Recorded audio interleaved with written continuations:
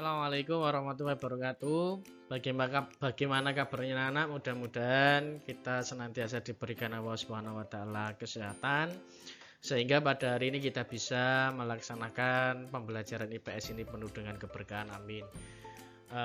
Anak-anak, pada pembelajaran IPS kali ini nanti kita membahas tentang pengaruh perubahan ruang dan interaksi antar ruang di benua Asia dan benua lainnya. Ya, kalian bisa melihat di PowerPoint yang sudah Pak Farid tampilkan. Di situ ada dua gambar, di mana dua gambar itu di dalam benak kalian pasti mempunyai perbedaan, baik gambar satu maupun gambar 2. Sehingga di sini ada pertanyaan yang harus anak-anak jawab terlebih dahulu. Anak-anak, kedua gambar yang ada di atas itu apakah ada interaksi enggak ya? Maksudnya di sini antara foto yang pertama yakni foto kota, sedangkan foto yang kedua ini adalah desa. Dari dua foto tersebut apakah ada interaksi antar keduanya? Ini yang perlu diperhatikan anak. Yang kedua, apakah di antara kalian ada yang pernah ke desa?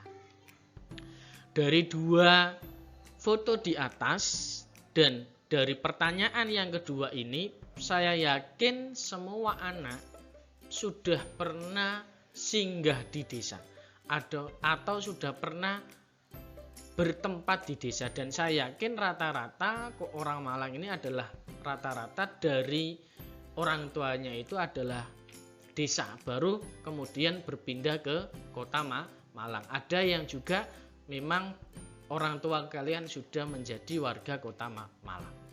Dari dua tempat ini, dari dua lokasi yang berbeda, maka sudah barang tentu dan sudah sangat jelas bahwa dua gambar ini saling berinteraksi atau ada hubungan interaksi antara keduanya.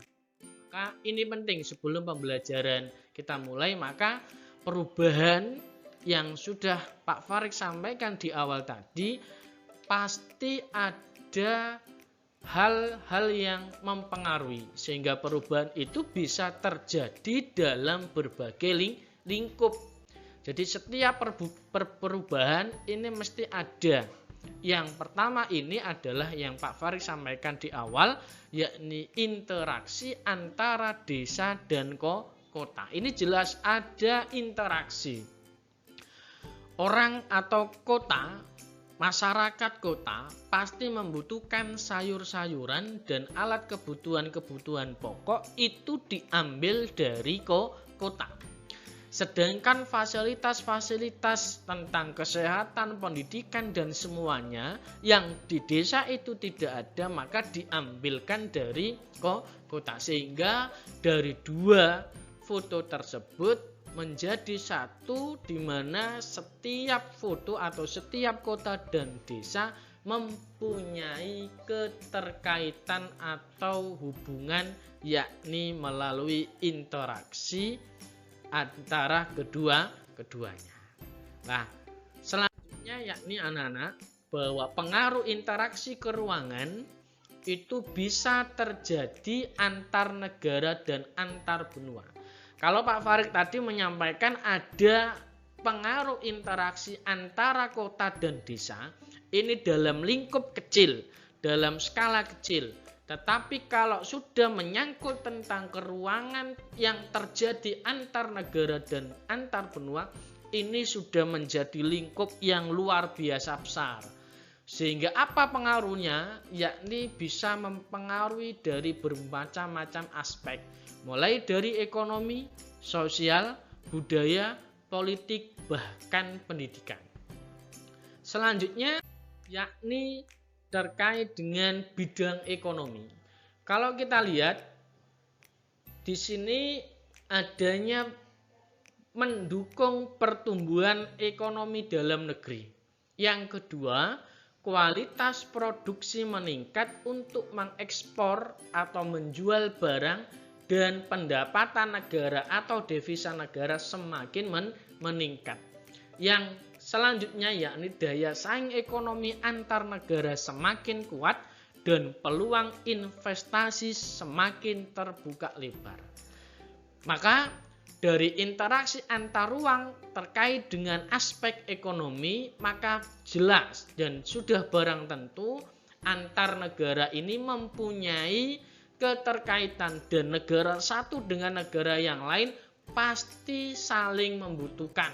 Sehingga dalam bentuk atau dalam bidang ekonomi ini, ketika interaksi antar negara satu dengan negara yang lain, contohnya negara Indonesia dengan negara Malaysia, ini pasti memiliki hubungan terkait dengan ekonomi. Tujuannya apa?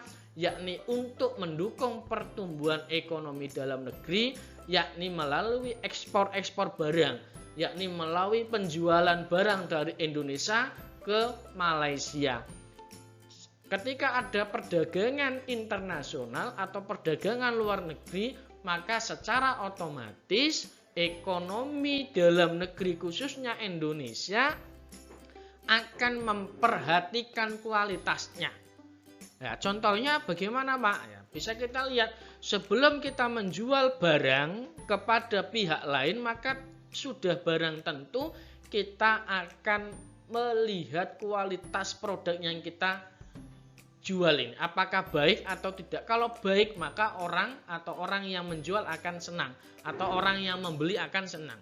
Sehingga kualitas produksi ini harus betul-betul ditingkatkan secara kualitas. Ini dari aspek ekonomi anak-anak. Sedangkan dari aspek sosial, setiap negara, saya ingatkan kembali bahwa setiap negara pasti mempunyai interaksi antara negara satu dengan negara yang lain. Ya. Nah, kalau dilihat dari aspek sosial, ini bisa ada dua aspek. Yang pertama, interaksi antar negara ini bisa melalui media komunikasi. Di zaman yang serba canggih ini anak-anak, maka sudah barang tentu media komunikasi sangat penting dan sangat urgent di kehidupan sekarang. Baik media komunikasi secara langsung maupun secara media massa dan sebagainya. Ya, salah satunya bagaimana Pak? Ya bisa kita lihat destinasi atau kita sebagai jargon Wonderful Indonesia. Ini adalah destinasi wisata-wisata Indonesia yang bisa dipublikasikan melalui media komunikasi, melalui media sosial, sehingga warga negara asing bisa mengetahui tentang wisata-wisata yang ada di Indonesia. Saya yakin warga negara asing sudah tidak ragu lagi tentang destinasi wisata yang ada di Bali, di Lombok dan sebagainya. Itu melalui apa? Yakni melalui media komunikasi dan media sosial. Sehingga dari aspek sosial ini bisa dicontohkan yakni wisatawan negara asing ke Indonesia anak-anak. Sehingga pengaruh interaksi antar negara ini kalau dari aspek sosial bisa melalui media komunikasi dan contohnya yakni wisatawan negara asing ke Indonesia. Kalau wisatawan negara asing ke Indonesia, maka secara tidak langsung pasti Indonesia akan mempunyai pendapatan atau yang dinamakan devisa negara. Devisanya negara bagaimana Pak? Yakni melalui upah atau biaya wisatawan yang masuk ke Indonesia. Ini adalah salah satu pendapatan negara yang cukup besar, sehingga pasti setiap negara akan mempunyai wisata-wisata yang menjadikan rujukan untuk menarik wisatawan asing. Yang selanjutnya anak-anak setelah ekonomi sosial, yakni yang selanjutnya adalah aspek budaya. Kalau kita lihat bahwa kemajuan teknologi komunikasi mampu mendukung interaksi budaya secara tidak langsung. Pak Farid sampaikan kembali anak-anak bahwa dunia yang secara teknologi semakin maju, maka budaya, aspek budaya ini pun juga bisa melalui teknologi komunikasi bahkan media sosial itu. Salah satunya mungkin kalau anak perempuan lebih senang, lebih suka film drakor, drama Korea. Tapi kalau anak laki-laki mungkin bisa suka sepak bola yang ada di Eropa maupun yang lain. Kenapa kita bisa melihat drakor? Kenapa kita bisa melihat sepak bola Liga Champions dan sebagainya? Ini sudah barang tentu kita bisa menonton semua itu karena terbantu dengan teknologi komunikasi melalui televisi dan internet. Nah, ini luar biasa. Sehingga aspek budaya ini secara tidak langsung bisa dilakukan melalui adanya teknologi komunikasi. Contohnya apa, Pak? Pakaian artis masyarakat atau pakaian artis yang ada di Korea atau di Hollywood ini banyak ditiru oleh masyarakat dunia dan juga masyarakat Indonesia. Dari segi pakaian ada fashion yang baru kita ikuti. Ini adalah salah satu budaya yang asing atau budaya asing masuk ke negara Indonesia. Yang selanjutnya contohnya apa, Pak?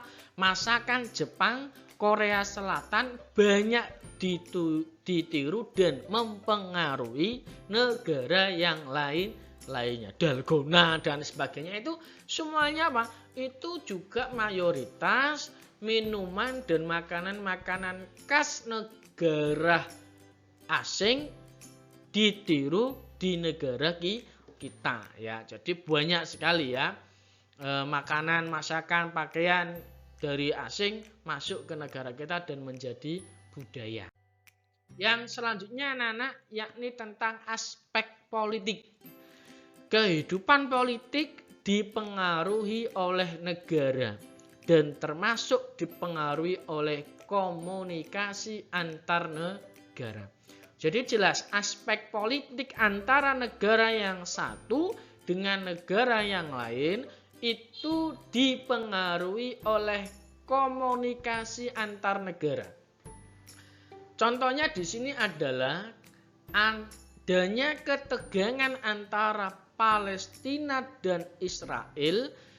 Ketika ada ketegangan antara dua negara tersebut dapat mempengaruhi hubungan kebijakan kedua negara. Karena ada ketegangan tadi, maka secara tidak langsung hubungan kedua negara ini jelas tidak bagus.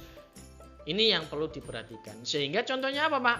Karena ada ketegangan itu, Indonesia pun juga mendukung kemerdekaan Palestina.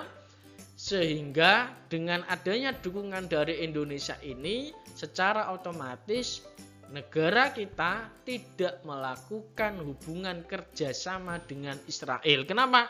Karena kita lihat bahwa Israel sangat dolim terhadap negara Palestina sehingga Indonesia tidak berhubungan sekali dengan Israel. Selanjutnya, setelah politik yang terakhir adalah pendidikan.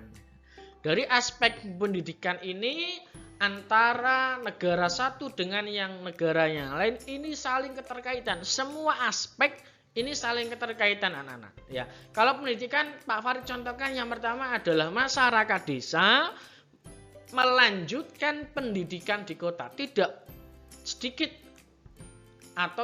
sedikit orang-orang atau masyarakat Indonesia, masyarakat desa pergi ke kota untuk melanjutkan pendidikan.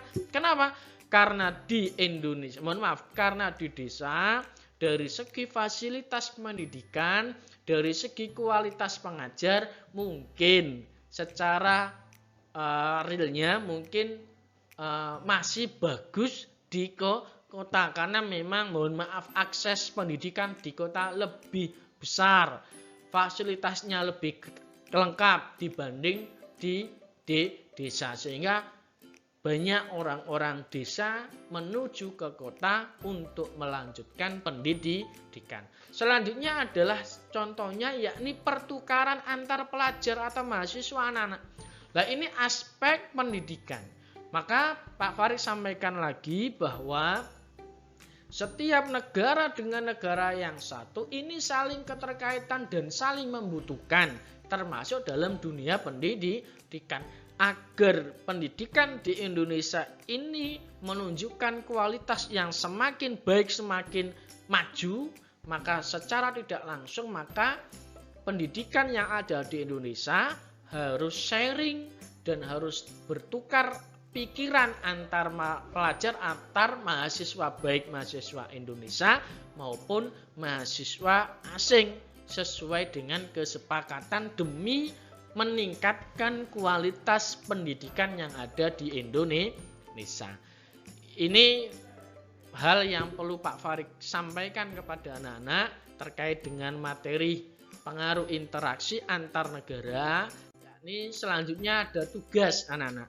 Nah, carilah informasi tentang salah satu negara di dunia, yakni kecuali Indonesia, terkait kondisi ekonomi, kondisi sosial, menyangkut angka kemiskinan dan kondisi pendidikan, menyangkut tingkat pendidikan penduduk.